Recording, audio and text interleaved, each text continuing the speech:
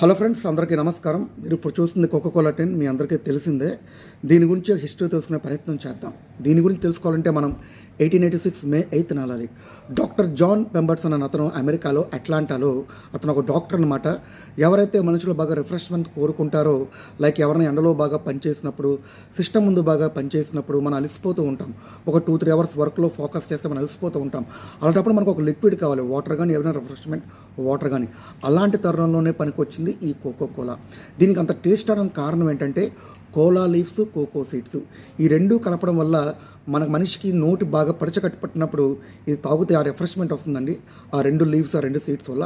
కాబట్టి ఇదంతా బాగా క్రేజ్లోకి వచ్చింది. దీని తర్వాత ఇది 1921లో ఎంఎన్సీగా ఆవిర్భవించి మొత్తం ప్రపంచవ్యాప్తంగా వచ్చింది.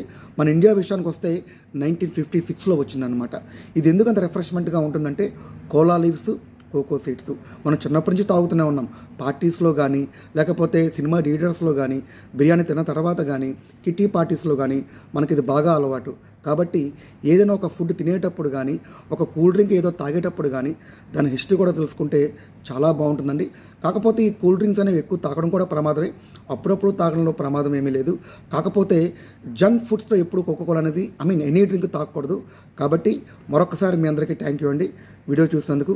ఎప్పుడు మీ ప్రేమను ఆకాంక్షించే మీ నందు, సైనింగ్ ఆఫ్.